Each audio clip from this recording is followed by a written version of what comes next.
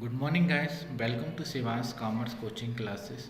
आज हम वित्तीय विवरण के विश्लेषण के उद्देश्य को समझेंगे। पहला पॉइंट है व्यवसाय की उपार्जन शक्ति का पता लगाना। रॉबर्ट एंड एंथोनी ने ठीक ही कहा है कि व्यवसाय का जो मुख्य उद्देश्य होता है वो विनियोजित कोषों पर संतोषजनक प्रतिफल प्राप्त करना तथा सुदृढ़ वित्तीय स्थिति बनाए रखना होता है। वित्तीय विवरण के माध्यम से व्यवसाय की जो उपार्जन शक्ति होती है, विनियोग पर जो प्रतिफल की दर होती है तथा आने वाले वर्षों में जो लाभ की प्रवृत्ति आदि का पता आसानी से लगाया जा सकता है। दूसरा पॉइंट है हमारा व्यवसाय की सुरक्षा तथा शोधन क्षमता का अध्ययन। वित्तीय विवरणों के विश्लेषण का उद्देश्य यह पता लगाना होता है कि व्यवसाय में विनियोजित कोष सुरक्षित है या नहीं और व्यवसाय अपने अल्पकालीन एवं दीर्घकालीन दायित्व का भुगतान आसानी से करने की स्थिति में है या नहीं है।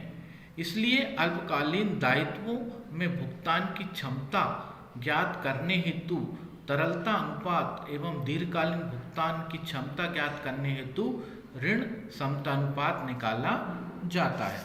तीसरा जो हमारा पॉइंट है वो है हमारा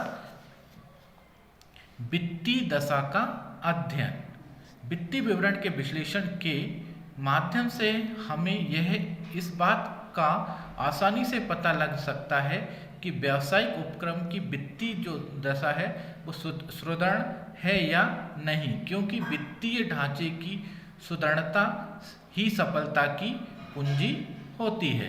वित्तीय विवरण के विश्लेषण से यह सुनिश्चित किया जा सकता है कि स्थायी संपत्तियों को खरीदने के लिए व्यावसायिक उपक्रम के पास आंतरिक साधन पर्याप्त हैं या नहीं है, या कोई अनियमितता तो भविष्य में उससे दूर करने के लिए सुधार के प्रयास किए गए हैं या नहीं है।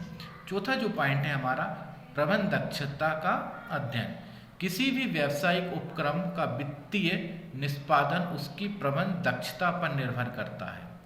प्रबंध दक्षता की जानकारी वित्तीय विवरण के विश्लेषण के आधार पर प्राप्त हो सकती है तथा विभिन्न विषयों वर्षों के वित्तीय निष्पादनों का तुलनात्मक विवेचन भी किया जा सकता है। इसके माध्यम से यह भी ज्ञात किया जा सकता है कि अनावश्यक व्यय पर नियंत्रण लगाने, अपव्यय को समाप्त करने के लिए आदि के लिए प्रबंध कहाँ तक सफल हुआ है। लास्ट हमारा पांचवा पॉइंट है व्यवसाय की प्रवृत्तियों का अध्ययन। वित्तीय विवरण के विश्लेषण से विभिन्न वर्षों में व्यवसाय की जो प्रवृत्ति का तुलनात्मक विवेचन भी संभव हो जाता है। चालू वर्ष के कार्य निष्पादन की तुलना में पिछले वर्ष के कार्य निष्पादन से की जा सकती है। Thank you.